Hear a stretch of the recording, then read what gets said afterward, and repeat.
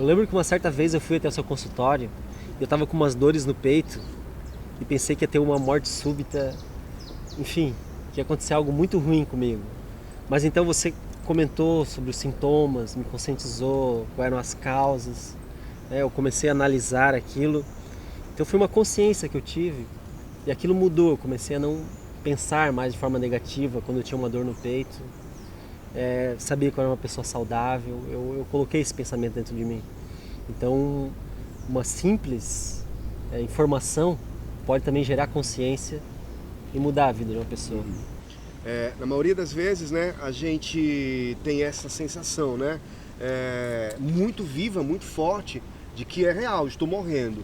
E as pessoas que estão ao redor, às vezes, assistindo, às vezes atrapalham bastante, porque elas dizem, isso não é nada, né? E, na verdade, é algo muito intenso que está acontecendo.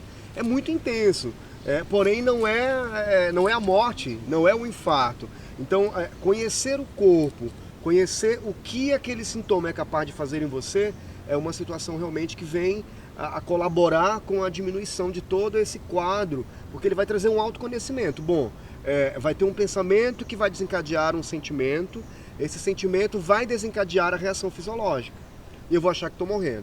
Porém, na verdade, como eu falei para você, né, o infarto não vai doer ali o peito, vai às vezes doer o abdômen, o braço, o queixo, né, vai dar outras reações muito mais intensas, né, que quando você conhece, você consegue entender que não é bem aquilo.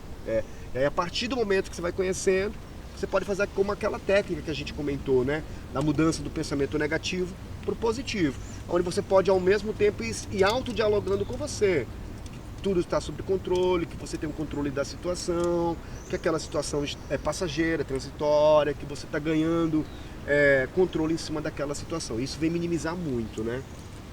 Eu li em um livro uma certa vez que a diferença entre a depressão e a síndrome do pânico é que na depressão a pessoa acaba tendo até uma vontade, um desapego da vida, uma vontade de morrer. E na síndrome do pânico, a pessoa ela tem medo de morrer. A depressão ela vai estar é uma paixão pelo Thanos, é uma forma de autonegação. Então, na verdade, eu quero que a vida acabe, que a vida do outro acabe. Existem muitas formas de depressão, né? Às vezes a depressão pode ter também um fator afetivo. Então, morrer é uma forma, às vezes, de ser amado, é uma forma de autenticar o amor, né? Então, eu vou morrer, então me ame. E no caso do ansioso, na verdade ele não quer morrer, ele quer viver tudo. Ele quer essa intensidade. Então, quando ele se depara com a simbologia da morte, que não é a simbologia da morte do corpo físico, na maioria das vezes, essa simbologia pode estar ligada a uma perda, que nem sempre é a perda de uma pessoa, a perda de um status, a perda de uma situação.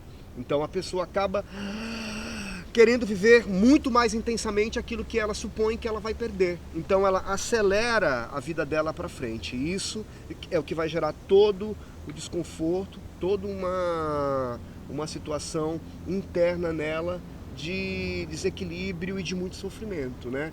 Você estava comentando anteriormente, né, a respeito do medo da morte. Eu vi uma vez uma música do Ney Matogrosso que dizia: quem não vive tem medo da morte. Então, a receita para que a gente possa, na verdade, equilibrar tanto esses dois polos, né, é passar a viver. Eu acho que a grande problemática da vida nossa atual é a falta de significado, falta de significação. A gente tem vidas muito artificializadas, papéis monocromáticos, né? Nós somos seres holísticos, completos, de nuances, de infinitas possibilidades. E aí ficamos presos numa única coisa, numa única visão. Você é pai, você é irmão, você é filho, você é profissional, você é amigo. Mas na maioria das vezes eu quero viver esse papel monocromaticamente, de uma única forma, de uma única cor. E aí o que acontece? Eu vou pirar mesmo. Então a receita é: se abra para a vida. Experimente as possibilidades de vida e de morte, as possibilidades de ser feliz, de ser infeliz também, porque uma coisa está dentro da outra, as possibilidades de luz e de sombra. Só que a gente vive numa sociedade de mentira. Então a gente acaba criando uma série de subterfúgios, né? todo mundo lá no Facebook tá sorrindo, você não vê ninguém feliz, você não vê ninguém falando de nada triste, né? Ou seja, a gente tem que estar o tempo todo bem. Então a gente acaba não lidando com esses tempos nossos. Então a gente poderia até mesmo numa crise de pânico dizer, bendita crise. Bendita crise que vem me trazer transformação, vem me trazer renovação. Então na maioria das vezes, situações como essas que a gente acha que vem puxar o tapete, na verdade eles vêm para trazer tempero para a nossa vida. Né? Como a gente vai encarar, como é que a gente vai utilizar ali o limão para fazer uma salada, para fazer um suco e melhorar as coisas e trazer significado e sabor aí para a nossa existência, né? O que eu vejo hoje, assim, com pessoas que sofrem de síndrome do pânico, é que a família, ela não apoia muito, ela tem muito preconceito, né, com a questão da síndrome do pânico, por não ter até um conhecimento. Mas, na verdade, a família pode ajudar e muito no processo de cura. Como você vê essa situação? Eu acredito que a família é tanto o berço da cura como da doença, né?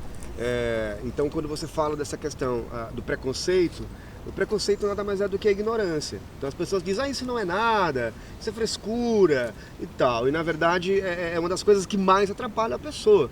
Porque ela está sentindo aquilo de maneira verdadeira e viva. E você falar, não, isso não é nada, você piora a situação dela, né? E quando a família passa a colaborar, entendendo que é sim alguma coisa, porém não é uma situação em que a pessoa venha a óbito, né? É uma situação fisiológica, psicossomática, ou seja, o psiquismo dela é o elemento que determina a crise. Então, a partir do momento em que ela tem um apoio, que vai sendo trabalhado aquilo, que ela vai se sentindo apoiada, ela consegue caminhar, né? Então, eu acredito nessa jornada partilhada, junto com a família. Então, a cura, ela é essa partilha, onde a gente vai readquirindo essa segurança de caminhar. E a gente pode soltar a mão para caminhar depois livre, né? Então, é muito negativo quando a família faz esse tipo de abordagem. Isso não é real, vai fazer alguma coisa, vai ocupar a mente, né? A pessoa acha que ela está sendo subestimada ali dentro do quadro de dor e sofrimento que ela tem. Então, a família é fundamental nesse processo de apoio, de cura. Paulo, muito obrigado pela entrevista, pela nossa conversa. Eu acho que foi muito construtivo. Espero que vocês também gostem. Obrigado. Eu que agradeço.